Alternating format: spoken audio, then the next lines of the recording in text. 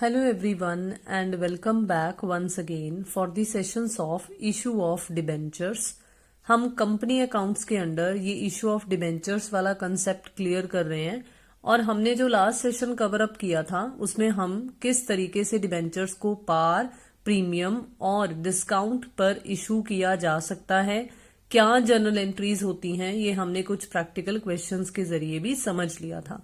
चलिए आज आगे बढ़ते हैं और देखते हैं कि हमें इश्यू ऑफ डिबेंचर्स में ही, जैसे हमने शेयर्स के केस में किया था for consideration other than cash, इसमें भी ऐसा ही एक टॉपिक है कि अगर हम डिबेंचर्स को for consideration other than cash issue करना चाहें तो किस तरह से हम ट्रीटमेंट दे सकते हैं। Sometimes a company purchases some assets from the vendor and instead of paying the vendor in cash, the company may decide to issue debentures to the vendor in the payment of purchase consideration। Same वही meaning है, सिर्फ फर्क यही है कि हम shares की जगह पर डिबेंचर्स इशू कर रहे हैं। तो इसलिए इस तरीके के इशू को हम जब डिबेंचर्स को वेंडर्स को इशू कर रहे हैं for consideration other than cash, क्योंकि हमें बदले में कैश नहीं मिल रहा, हमें बदले में कुछ एसेट्स मिल रही हैं या हम किसी का रनिंग बिजनेस ऑक्यूपाई कर रहे हैं, टेक ओवर कर रहे हैं या खरीद रहे हैं, तो इसलिए उस केस में जारी किए गए डिबेंचर्स को हम ये for consideration other than cash वाले डिबेंचर्स कहते हैं। अब देखो, शेयर्स के केस में जब हमने इस तरीके का कंसेप्ट समझा था तो हमें ये पता चला था कि क्योंकि हम शेयर्स को पार और प्रीमियम पर ही इशू कर सकते थे तो उसके अकॉर्डिंगली एडजस्टमेंट्स होती थी। लेकिन यहां पर क्या है, हम डिबेंचर्स को पार और प्रीमियम के अलावा डिस्काउंट पर भी इशू कर सकते हैं, तो इसलिए इसमें साथ में एक डिस्काउंट वाला कंसेप्ट भी जुड़ जाएगा। रेस्ट हमने जितना अभी तक जैसे समझा है कि शेयर कैपिटल वर्ड की जगह पर हम ओनली डिबेंचर वर्ड का यूज करते हैं, तो वही बात हमने इसमें भी ध्यान में रखनी है कि अगर कोई पर्टिकुलर रेट ऑफ इंटरेस्ट का भी हमें साथ में बता रखा है तो उसके अकॉर्डिंगली डिबेंचर्स के साथ वो भी लग जाएगा। लाइक अगर 10% है तो हम 10% डिबेंचर्स वर्ड यूज करेंगे। तो देखो किस तरह से जर्नल एंट्रीज होंगी। सबसे पहले on the purchase of asset, अगर हम कोई भी एसेट परचेज करते हैं तो उस केस में जो जर्नल एंट्री है वो होती है एसेट्स अकाउंट डेबिट टू, जिससे हमने खरीदी हो, वेंडर अकाउंट। अगर आपको याद हो तो हमने जब consideration other than cash shares के केस में समझा था तब भी हमने यही एंट्री समझी थी। अब आपको तीनों केसेस के पॉइंट ऑफ व्यू से एंट्रीज बताई हुई हैं कि अगर हम पार पर इशू करते हैं डिबेंचर्स को तो क्या जर्नल एंट्री होती है। देखो तो हो जाएगी वेंडर अकाउंट डेबिट, जो वेंडर यहां ऊपर एंट्री में क्रेडिट हुआ है, मतलब हमारा क्रेडिटर बना है, हम जब अपने उस क्रेडिटर को पेमेंट कर रहे हैं, उसे हम डिबेंचर्स इशू कर रहे हैं, तो वो ही क्रेडिटर डेबिट होकर क्लोज हो जाएगा। तो इसलिए वेंडर्स अकाउंट डेबिट हो जाएगा और क्या क्रेडिट हो जाएगा टू डिबेंचर्स अकाउंट, क्योंकि जैसे बोला गया था, हमने लास्ट सेशंस में समझा है कि जब भी डिबेंचर्स इशू किए जाते हैं तो टू डिबेंचर्स नाम का खाता क्रेडिट हो जाता है। तो ऐसा ही कुछ हमने यहाँ पर कर देना है। लेकिन अगर डिबेंचर्स को हमने प्रीमियम पर इशू किया है तो उस केस में क्या होता है, प्रीमियम के केस में सिक्योरिटीज प्रीमियम रिजर्व आता है ना क्रेडिट में, तो बस वही एक एंट्री में फर्क है, वेंडर डेबिट ही होगा, डिबेंचर्स क्रेडिट ही होंगे, साथ में to securities premium reserve account भी क्रेडिट हो जाएगा। बिल्कुल इसी तरीके से हमारे पास थर्ड केस बनेगा अब, क्योंकि ये हमने डिस्काउंट वाला कंसेप्ट शेयर्स के केस में तो देखा नहीं था, लेकिन डिबेंचर्स के केस में ये है और हमने हमारे लास्ट सेशन में ये बात देखी है, ये बात समझ ली है कि भाई डिस्काउंट को डेबिट किया जाता है, तो इसलिए यहां पर भी ऐसा ही कुछ किया जाएगा कि वेंडर, क्योंकि हमने इन दो एंट्रीज में भी देखा कि डेबिट होगा तो यहां पर भी डेबिट होगा। डिबेंचर्स हमने इन दो एंट्रीज में देखे कि क्रेडिट होंगे, तो यहां पर भी डिबेंचर क्रेडिट ही हो रहा है, डिस्काउंट जो है वो डेबिट होता है। अब देखो, इन सब बातों के अलावा जो कुछ और इम्पोर्टेंट बातें जिन्हें हमें दिमाग में रखना है वो ये है कि जैसे हम शेयर्स के केस में एक छोटा सा वर्किंग नोट्स बनाते थे और हम कैलकुलेट करते थे number of shares to be issued, वैसे ही यहां पर भी number of debentures to be issued निकाला जाएगा, जिसका सेम वही फॉर्मूला है जो हमने शेयर्स वाले के केस में समझा था, और वो था amount to be paid divided by issue price. Same यही फॉर्मूला हम इन डिबेंचर्स के केस में भी यूज करने वाले हैं, क्योंकि जब हमें करेक्ट नंबर ऑफ डिबेंचर्स पता चल जाएंगे तो ये एंट्रीज में भी कैसे अमाउंट फिल करनी है ये भी हमें बहुत ही आसानी से पता चल जाएगा। दूसरी बात जो हमने दिमाग में रखनी है, जो ऑलरेडी आपको पहले भी अर्लियर सेशंस में बताई गई है, कि आपने हमेशा याद रखना है कि डिबेंचर्स में फेस वैल्यू की अमाउंट ही आती होती है। इसमें डिस्काउंट माइनस कर अमाउंट नहीं आएगी, इसमें प्रीमियम ऐड कर अमाउंट नहीं आएगी, इसमें फेस वैल्यू के हिसाब से ही हमने अमाउंट लिखनी है। जब हम ये पॉइंट्स दिमाग में रखेंगे हमारा क्वेश्चन कभी भी गलत नहीं होगा। तो चलिए अब जल्दी से फटाफट से हमारे इसी सेशन में इन पॉइंट्स को दिमाग में रखते हुए issue of debentures for consideration other than cash के कुछ प्रैक्टिकल क्वेश्चंस देखते हैं। पेज नंबर 8.47 पर हमारे पास, जो कि ये डीके गोयल की बुक मेरे पास है, इसमें सीबीएसई सिलेबस के अकॉर्डिंगली कवर अप जो कर रही है ये बुक, क्वेश्चन नंबर 9 को आज मैंने पहले कवर किया है। लेट्स रीड कि इस क्वेश्चन में क्या है। एक्स कंपनी ने परचेज किए हैं एसेट्स, बुक वैल्यू है 10,45,000 की। किससे परचेज किए हैं? वाई कंपनी से। क्या एग्री हुआ है कि जो परचेज कंसीडरेशन है, मतलब बदले में, कंसीडरेशन का मतलब होता है समथिंग इन रिटर्न, कि बदले में क्या दिया जा रहा है। हम जब परचेज कर रहे हैं तो बदले में कुछ दे रहे हैं, और क्या दे रहे हैं? हम 14% के डिबेंचर्स इशू कर रहे हैं। और ये देखिए, ये जो आपको 100 रुपीज ईच लिखा हुआ है, ये है face value of the debenture. आपको कहा गया है कि एज्यूम करिए कि हमने डिबेंचर्स को पार पर इशू किया है, तो क्या जर्नल एंट्रीज होंगी। अगर हम 10% प्रीमियम पर इशू करते हैं तो क्या होगा, और अगर हम 5% डिस्काउंट पर जारी करते हैं तो क्या नेसेसरी जर्नल एंट्रीज होंगी। तो हमसे एक्स कंपनी की बुक्स में नेसेसरी जर्नल एंट्रीज पूछी गई हैं। आपको ये बताया गया है कि डिस्काउंट को आपने फर्स्ट ईयर में ही राइट ऑफ करना है। इस पॉइंट को मैं अभी स्किप कर रही हूं, क्योंकि हम जब राइट ऑफ वाला कंसेप्ट समझेंगे तब हम इसे समझेंगे। हम फिलहाल के लिए सिर्फ ये नेसेसरी जर्नल एंट्रीज देखेंगे कि किस तरह से पास की जाएंगी।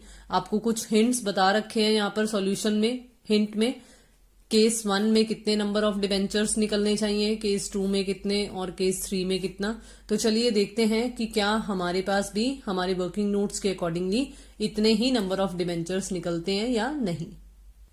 देखिए, वेरी फर्स्ट एंट्री जो है वो एसेट्स को परचेज करने वाली है। So it is sundry assets account debit to Y company 10,45,000, 10,45,000। अब देखिए, अलग अलग केसेस के लिए अलग अलग ट्रीटमेंट्स दी गई हैं, और आप देख सकते हो कि जैसे मैंने अभी अभी आपको हिंट्स बताए हैं या थ्योरेटिकल पॉइंट ऑफ व्यू से आपको एंट्रीज बताई हैं, बिल्कुल उसी तरीके से ही यहां पर किया गया है।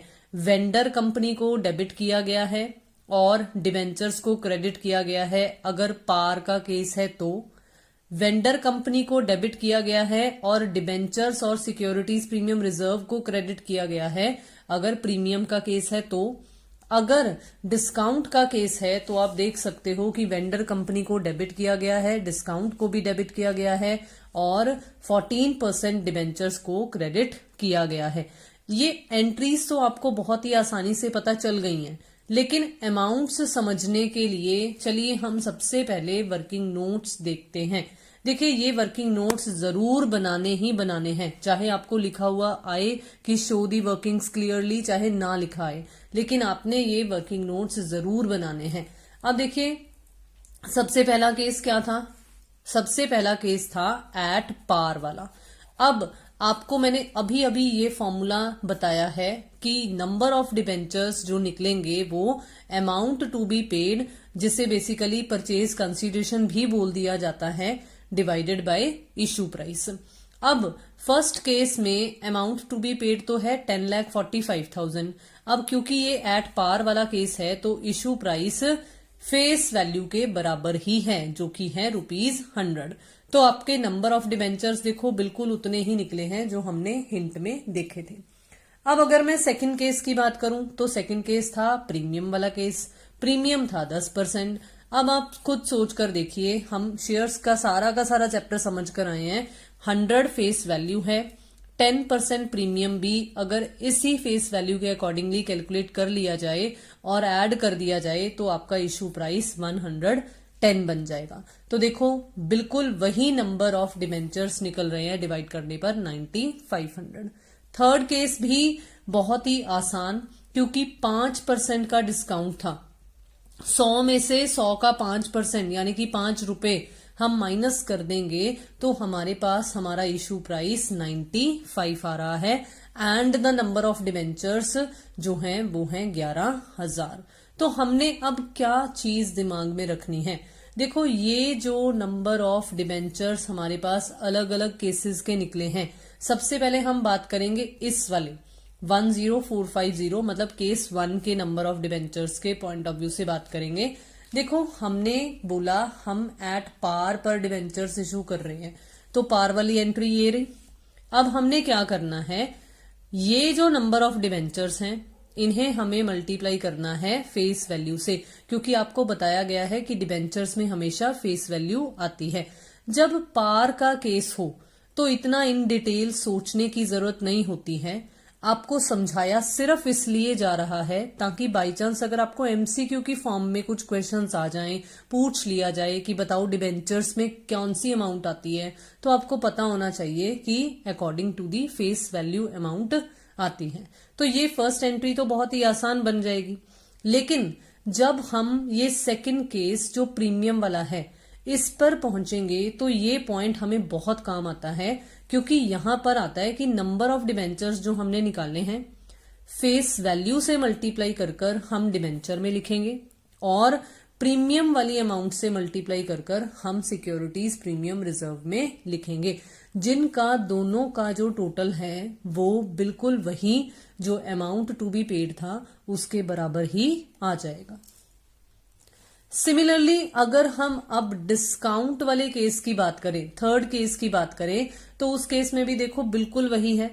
हमारे नंबर ऑफ डिबेंचर्स थे 11,000 और मैंने आपको बोला कि फेस वैल्यू के हिसाब से हमने लिखना है डिबेंचर्स में, तो फेस वैल्यू है 100, तो 11,000 मल्टीप्लाई बाय 100, 11 लाख यहां आ जाएगा। डिस्काउंट में डिस्काउंट वाली अमाउंट से जो कि ₹5 थी, हम जब मल्टीप्लाई करेंगे तो 55,000 डिस्काउंट में डेबिट हो जाएगा और आप देख सकते हो कि अमाउंट टू बी पेड फिर से वही वाई कंपनी को डेबिट कर रहा है और इस बार इन दोनों का जो टोटल है वो 11 लाख के बराबर ही बन रहा है। तो आई होप कि आपको ये फर्स्ट क्वेश्चन जो है वो बहुत ही आसानी से समझ में आ गया। चलिए अब देखते हैं आज का इस सेशन का क्वेश्चन नंबर 2, जो कि इसी सेम पेज नंबर पर है। Question number 10, golden limited bot assets for ₹5 crore 50 lakh and assumed liabilities worth ₹1 crore and 26 lakh from silver limited. तो देखो इस क्वेश्चन में ना आपको एसेट्स के साथ साथ कुछ लाइबिलिटीज भी बता रखी हैं और बदले में क्या किया है, हमने 8% के डिबेंचर्स जिनकी फेस वैल्यू है 500, प्रीमियम है 6%, हमने ये डिबेंचर्स उन्हें जारी कर दिए हैं। तो हमने नेसेसरी एंट्रीज पास करनी है इन दी बुक्स ऑफ गोल्डन लिमिटेड, मतलब परचेज करने वाले की बुक्स में एंट्रीज पास करनी है। आप फिर से मैं कहूंगी ये हिंट जरूर देखिए कि आपको कितने नंबर ऑफ डिबेंचर्स इशूड बता रखे हैं। चलिए अब देखते हैं इस क्वेश्चन का सॉल्यूशन। देखिए वेरी फर्स्ट एंट्री, क्योंकि हमें इस क्वेश्चन में एसेट्स भी हैं और लाइबिलिटीज भी हैं, तो हम सबसे पहले ना यही लिखेंगे सन्ड्री एसेट्स अकाउंट डेबिट, क्योंकि एसेट्स का डेबिट बैलेंस होता है तो एसेट्स को डेबिट कर दो। लाइबिलिटीज का क्रेडिट बैलेंस होता है तो हम लाइबिलिटीज को क्रेडिट कर देंगे।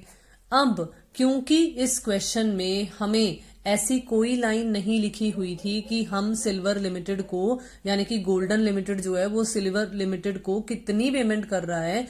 तो ऐसी एंट्रीज में जनरली परचेज कंसीडरेशन एक बैलेंसिंग फॉर्म में निकल आता है, जिससे हम उस वेंडर को क्रेडिट कर देते हैं। तो ये जो टू सिल्वर लिमिटेड यहां लिखा गया है वो एक बैलेंसिंग फॉर्म में एक बैलेंसिंग फिगर निकाली गई है। 5,50,00,000 में से ये 1,26,00,000 जब माइनस कर दिया जाएगा तो ये जो 4,24,00,000 आपके पास निकला है ये निकल आएगी amount to be paid to Silver Limited. अब नेक्स्ट एंट्री क्या बननी चाहिए, क्योंकि प्रीमियम का केस है, प्रीमियम पर हम डिबेंचर्स इशू कर रहे हैं, तो प्रीमियम वाली एंट्री लिख दो, वेंडर को डेबिट कर दो, डिबेंचर्स क्रेडिट कर दो और सिक्योरिटीज प्रीमियम रिजर्व क्रेडिट कर दो। ठीक है। अब वर्किंग नोट्स देखिए, number of debentures to be issued जो कि है amount to be paid divided by issue price.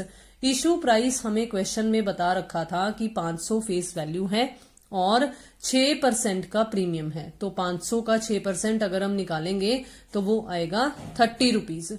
तो 500 प्लस 30 आपके पास इशू प्राइस आ गया 530, डिवाइड करोगे तो आपके पास देखो वही नंबर ऑफ डिबेंचर्स निकल रहे हैं जो हमने हिंट में देखे थे।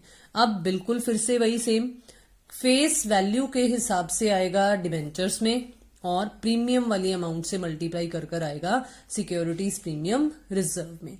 तो मुझे उम्मीद है कि ये क्वेश्चन भी आपको बहुत ही आसानी से समझ में आया। चलिए अब एक और लास्ट क्वेश्चन देखते हैं इस पर्टिकुलर सेशन के लिए। आज के सेशन के लिए जो लास्ट क्वेश्चन कवर किया गया है वो है question number 11। Sudhir Limited took over assets of ₹8,50,000 and liabilities of ₹1,50,000 of Gopal Limited at an agreed price of 7,20,000। देखो ऐसी लाइन इस क्वेश्चन में नहीं थी, इसमें है। तो ये है कि आपको इस क्वेश्चन में परचेज कंसीडरेशन भी बताया हुआ है। अब ये जो परचेज कंसीडरेशन है इसे डिस्चार्ज कैसे किया गया है, मतलब इसकी पेमेंट कैसे की गई है। 12% के डिबेंचर्स इशू किए गए हैं, 100 रुपए फेस वैल्यू है और प्रीमियम पर इसे इशू किया गया है, प्रीमियम है 20% का। तो हमने फिर से सुधीर लिमिटेड की बुक्स में एंट्रीज पास करनी है। अब आप हिंट्स जरूर देखें कि आपको गुडविल और कितने डिबेंचर्स यहां बता रखे हैं। चलिए अब फिर से फटाफट से देखते हैं इसका सॉल्यूशन। देखो जैसे शेयर्स के केस में हमने किया था कि भाई अगर डेबिट साइड बैलेंसिंग फिगर निकले कोई तो उसे गुडविल कहा जाता है, अगर क्रेडिट साइड पर ही निकले तो वो कैपिटल रिजर्व निकलता है। सेम वही कंसेप्ट यहां पर भी लागू होगा। हमने पहले जो चीज हमें दी हुई है वो लिख लेनी है। हमें एसेट्स बता रखे थे तो हमने एसेट्स डेबिट कर लिए, हमें लाइबिलिटीज बता रखी थी तो हमने लाइबिलिटीज को क्रेडिट कर लिया, हमें परचेज कंसीडरेशन भी दी हुई थी तो उसके लिए हमने वेंडर को यहां पर क्रेडिट कर दिया। अब देखो डेबिट में तो है 8,50,000, लेकिन क्रेडिट में अगर हम ध्यान दें टोटल करें तो है 8,70,000। ठीक है।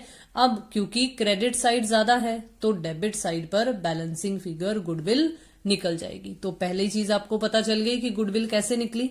सेकेंड एंट्री फिर से वही प्रीमियम के केस वाली है, तो वेंडर को डेबिट किया, डिबेंचर्स को क्रेडिट किया और सिक्योरिटीज प्रीमियम रिजर्व को भी क्रेडिट किया। जब वर्किंग नोट्स बनाएंगे नंबर ऑफ डिबेंचर्स कैलकुलेट करने के लिए तो अमाउंट टू बी पेड जो कि 7,20,000 है डिवाइडेड बाय इशू प्राइस, क्योंकि फेस वैल्यू है 100 और प्रीमियम है 20% का, तो 20 रुपए प्रीमियम 120 से डिवाइड किया जाएगा, इशू प्राइस 120 बनेगा, आपके पास नंबर ऑफ डिबेंचर्स 6,000 निकल आएंगे। फिर से वही केस, फेस वैल्यू से मल्टीप्लाई करोगे तो डिबेंचर्स में लिखा हुआ आ जाएगा और प्रीमियम की अमाउंट से मल्टीप्लाई करोगे तो आपके पास सिक्योरिटीज प्रीमियम रिजर्व में अमाउंट लिखा हुआ आ जाएगा। तो इस तरह से डुअल एस्पेक्ट भी पूरा हो जाएगा, जितना डेबिट हो रहा है उतना ही क्रेडिट भी हो जाएगा। तो कुछ इस तरीके से हमारा ये पर्टिकुलर क्वेश्चन भी कंप्लीट हो जाएगा।